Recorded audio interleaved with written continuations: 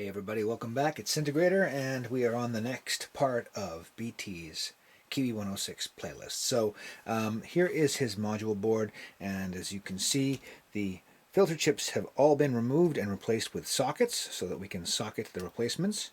And also we've removed the voice wave chips as well. The wave chips are out, and the reason for that is that we're actually going to replace all of the voice filter and wave chips with brand new Analogue Renaissance filter chips and voice chips. And so they come all together in this breakaway. If you buy them as the set, they come as a breakaway board. At least the ones that I got did. Yours may or may not, depending on how things go.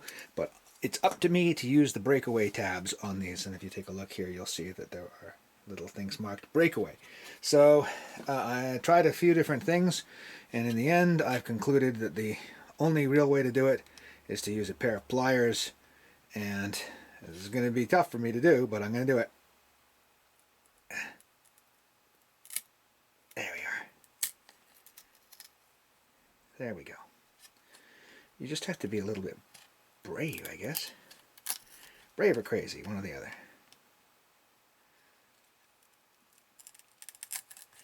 I got to admit, this is not something I'm used to doing.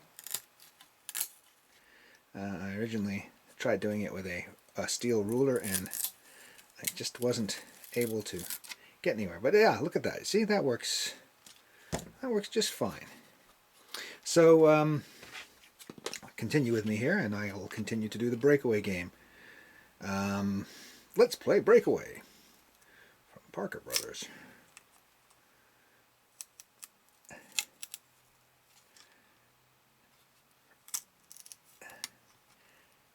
Okay, you know what? I'm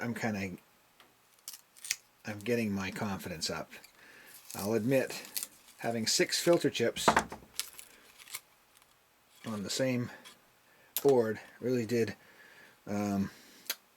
concern me, but as you can see, it's actually not that bad. So I'm actually just going to, rather than using the pliers, I'm going to use my fingers here on this one.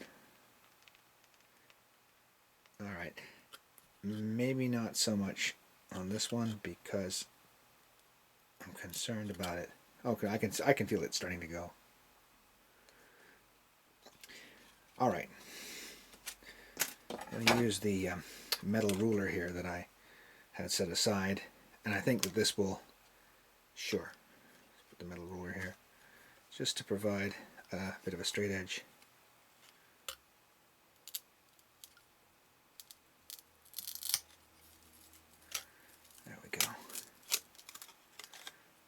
So my advice to anybody doing this is strong. Keep your wits about you and don't lose your cool. Okay, let's keep going.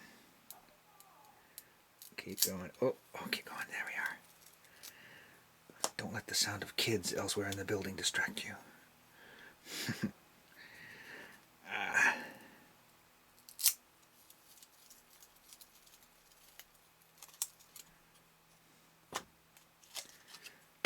Okay, now with that side broken away, I'm going to go back to using the pliers.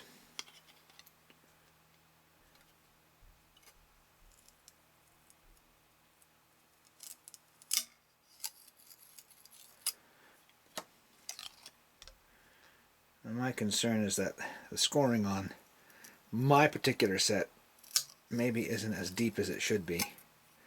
But it definitely does work, so again, you're watching this video, so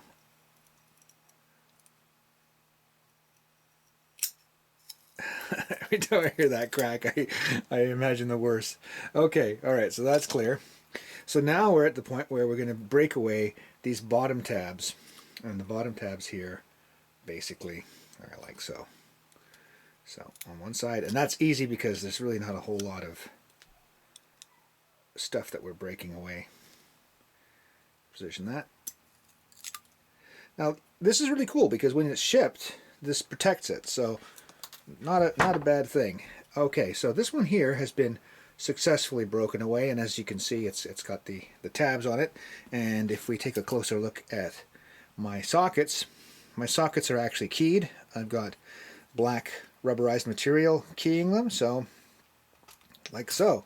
And that's one chip in. So let's continue.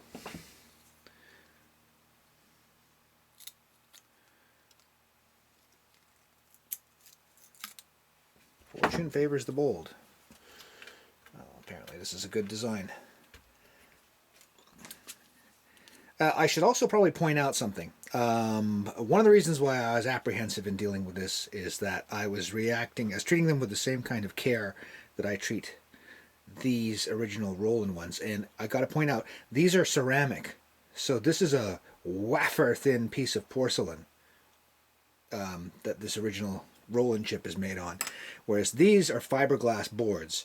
That's why they're able to take so much more torsion stress without cracking apart into so many pieces in your hand. So point I'm trying to make here is another reason why the Analogue Renaissance chips are superior to using an original is because the original, again, the original is made on a wafer of ceramic, meaning that it can basically chip apart and crack and break if you manhandle it with a pair of pliers now, or for example, accidentally bash it with your hand while you're inside the case. I know that that's kind of scaremongering, but you know, these things happen. I hear all these stories all the time. All right, so we're actually making good progress here. Yes, we are. Okay, great. Super.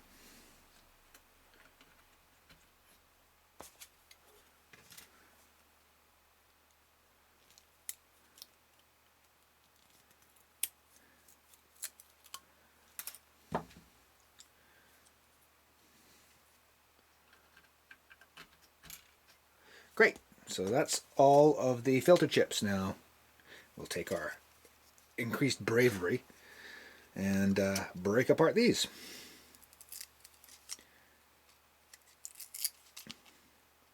Again, fiberglass, very tough stuff. So you can bend it and flex it, and it's fairly resistant to shivering apart. But where it's been scored on the breakaway board, comes apart quite nicely. Alright, well, my attitude has totally changed. From the beginning of this video to the end, you have witnessed me go through a change in opinion. I was concerned at first, but now I'm not worried at all. This is a great system. And you've witnessed me do it, so you can have the same kind of confidence too. This is actually a really good system. Now, because these guys are socketed, I don't have to do anything more with them. But obviously these dudes over here are not socketed. And as you can see, it's keyed.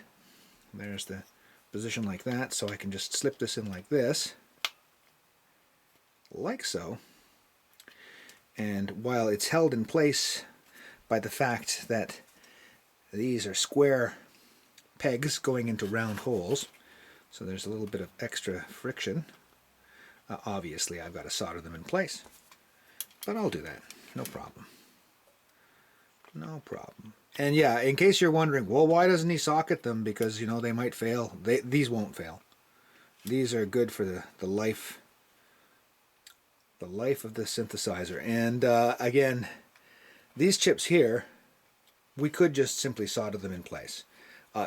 Again, I'm only putting them in a socketed system because, you know, I don't know if VT might want to swap them out later for originals, or if he's going to want to put in, maybe someone will come up with an aftermarket filter that emulates a Moog filter, or who knows. I've heard talk about that kind of thing from a few of the guys who do chip type stuff, so who knows. So there we are. That is BT's module board, all ready to go. I'm just going to solder these wave chips in place, and then this can go back inside the instrument. So on to the next step.